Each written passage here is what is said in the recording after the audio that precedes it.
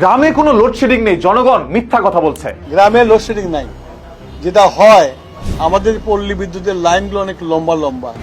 কোথাও যদি ফল্ট হয়ে যায়, বিদ্যুৎ স্লিপ করলে ওই ফল্ট লোকেট করতে টাইম লাগে, সেই জন্য বিদ্যুৎটা আসে না।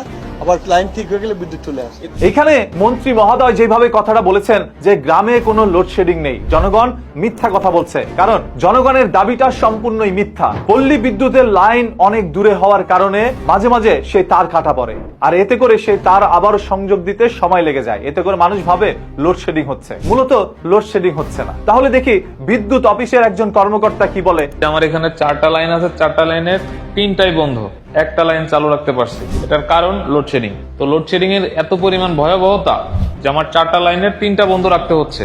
তা হিসাব করেন যে একটা লাইন চালু করতে হলে আমার কত ঘন্টা পর পর বিদ্যুৎ সে একটা লাইনে দিতে পারবো। এখন যে লাইনটা চালু আছে, এই লাইনটা যদি একবার বন্ধ হয় 3 ঘন্টা বন্ধ থাকবে, 3 ঘন্টা পর 1 ঘন্টা পাবে।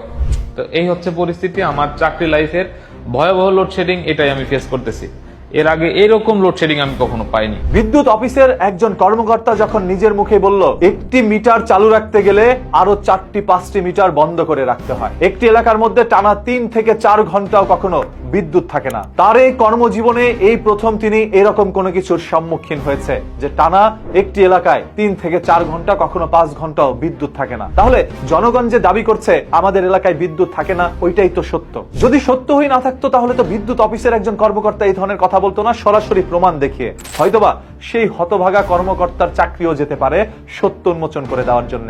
যেহেতু ভিডিওটি ইতিমধ্যেই সামাজিক যোগাযোগ মাধ্যমে ব্যাপক পরিমাণ আলোচনা এবং সমালোচনার একটি আভাস দেখা দিচ্ছে, সেহেতু ওই বেচারার চাকরি নাও থাকতে পারে। আমরা সবাই তার দিকে একটু নজরদারিতে রাখবো, যাতে করে তার চাকরি চলে গেলে সেই তথ্যটি যেন আমরা পাই। একজন মানুষ সত্য তথ্য ছড়িয়ে দিয়েছে। এখন ওই যে এমপি মন্ত্রীরা যে বলছিল লোডশেডিং নাই গ্রামের মধ্যে, তাহলে সেই বিষয়টি সম্পূর্ণই মিথ্যা। এখন এমপি মিথ্যা বলছে নাকি সে বিদ্যুৎ কর্মকর্তা মিথ্যা বলছে, সেটা আপনাদের উপরে ছেড়ে দিলাম।